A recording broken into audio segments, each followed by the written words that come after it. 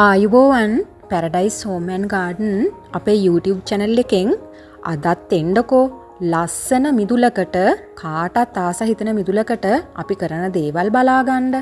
එන්නකෝ ඔයාලටත් අදහසක් ගන්න පුළුවන් වෙයි. මිදුලක් ලස්සන වෙන්න පිළිවෙල වෙන්න නම් වල් පැලෑටි තියෙන්නම බෑ මේ මිදුලේ. ඊළඟ කාරණේ තමයි තනකොළ වවලා තියෙනවා නම් ඒවා පිළිවෙලට කපලා කුණු රොඩු නැතුව හොඳට අතු ගාලා තියෙන එක. මිදුලේ පුංචි රවුමක් ගිහින් එමුකෝ. මේ කලින් මම පෙන්නපු පොහොට්ටු දැන් එක එක පිපෙමින් තමයි මේ තියෙන්නේ. බලන්නකෝ. මහා ලොකුවට සරුසාරව තාම වැඩිලා නැහැ. පුංචි පුංචි ගස්. ඒත් ඉතින් ඒ ගහට දරා ගන්න පුළුවන් විදිහට පුංචි මල් එක දෙක පිපිලා තියෙනවා. ඉතින් එහෙම තමයි. ගහක් වුණත් පැලයක් වුණත් එකපාරටම වැඩෙන්නේ නෑනේ. ඉවසීමෙන් ඉතින් බලාගෙන ඉන්න වෙනවා. මේ බලන්නකෝ.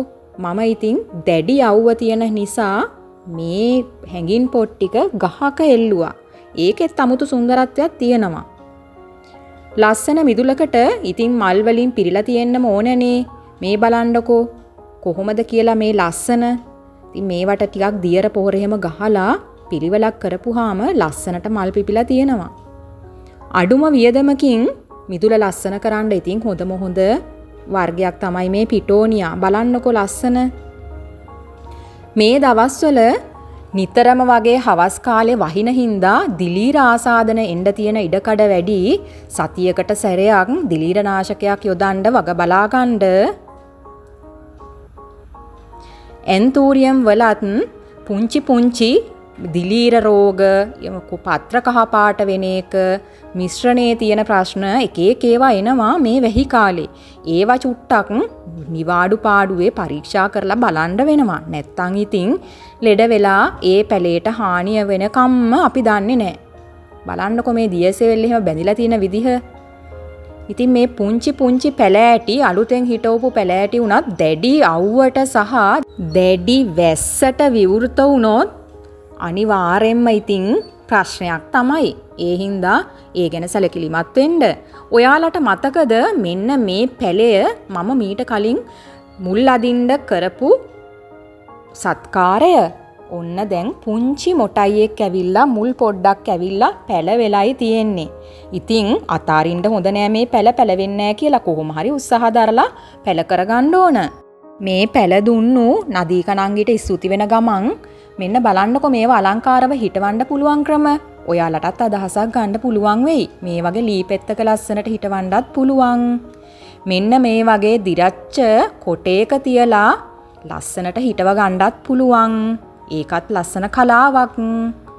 ඊළඟට ඒ මොකුත්ම බැරි නම් මෙන්න මේ වගේ පොට්ටයක දාලා හිටවන්නත් පුළුවන්. ඉතින් කැමති විදියකින් අලංකාර කරගන්න පුළුවන්.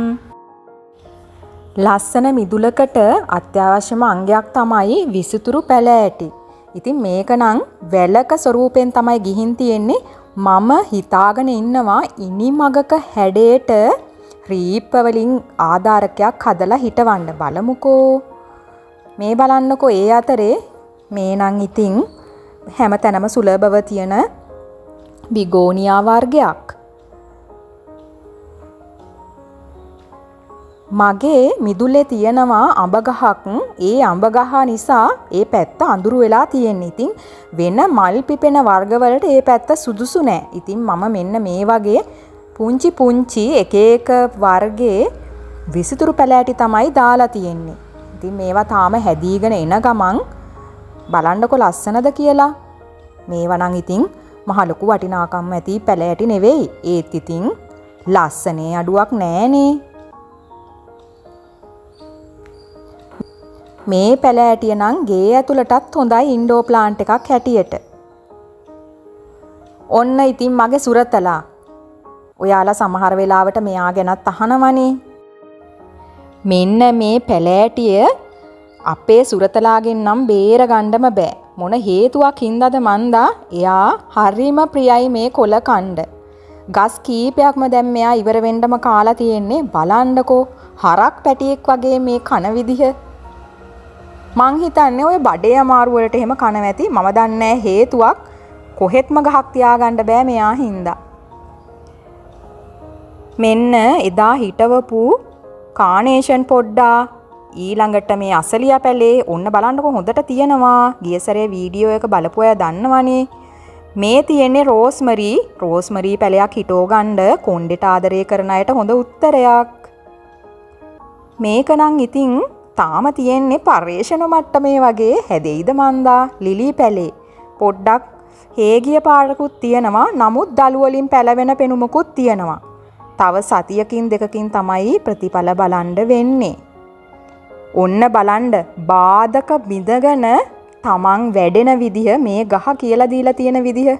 අර ප්ලාස්ටික් පෝච්චිය පලාගෙන ඇවිල්ලා තියෙනවා මේ පැලේ.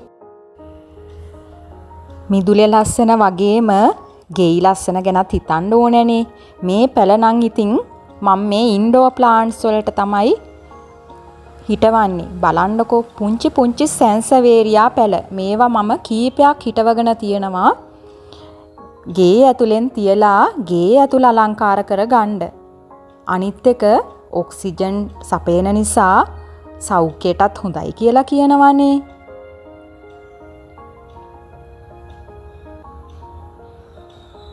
මෙන්න මේ වගේ වර්ග කීපයකින් පැල කීපයක් හදාගෙන තියෙනවා. ඒ වගේම මෙන්න මේ වගේ පුංචි වැල් කීපයක්. හැබැයි ඉතින් හිටවලා විතරක් මදි. මේවට පස් යොදලා අලුතෙන් සාත්තු කරන්නත් ඕනේ. නැත්තං ඉතින් ඔය පුංචි ඉඩක පෝෂණයක් කොහෙන් ගන්නද ඒගොල්ලෝ. මෙන්න බලන්නකෝ කීපයක්ම තියෙනවා. ඒ අතරේ ඔයාලට මං කියන්නේ පුංචි පැලයක් වුණත් දණ්ඩක් වුණත් පැල කරන බලාපොරොත්තුව අතාරින්න එපා. මේ බලන්න මේවා පැල කරගෙන තියෙන විදිහ. පැල බෝ කරගන්න නම් උත්සාහය අතාරින්න හොඳ නෑ. පැල වුණා හෝ නූණා හෝ අපි උත්සාහයක් දරන්න ඕනේ. එතකොටයි ඒ පැලේ හැදෙන්නේ. මේ බලන්නකෝ මේ ව්‍යාජ බල්බේ ඉවත දැම්මනම් මේ පුංචි පැලේ කොහෙන්ද? මේ තිතින් නුවර එළියේදී මම දැක්ක නම නොදන්න ලස්සන මලක වියලි බීජ. මට බලාපොරොත්තුවක් දීලා මේවා හෙමින් වැඩෙනවා. හරි නොයන එක හරියන එක වෙනම කතාවක්. මේ තියෙන්නේ මල් පිපෙන්න ඔන්න මෙන්න ලකලෑස් වෙලා තියෙන සියක් මල් පැලයක්.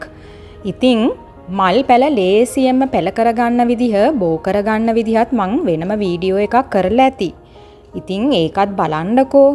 ඉතින් කාටත් ආස හිතෙන මිදුලකට මේ පුංචි දේවල් කරලා බලන්ඩ ඔයාලට ප්‍රතිඵල හම්බ වෙයි. ඇත්තටම මම ගෙදර හදන සරලම වියදම් අඩු පොහොරකින් තමයි මෙන්න මේ මල් ටික මේ තරම් ලස්සනට හැදිලා තියෙන්නේ. ඒ ගැනත් මම වීඩියෝ එකක් කරලා තියෙනවා. ඉතින් අදට ඇති නේද? ගිහින් එන්නම්. ආයුබෝවන්.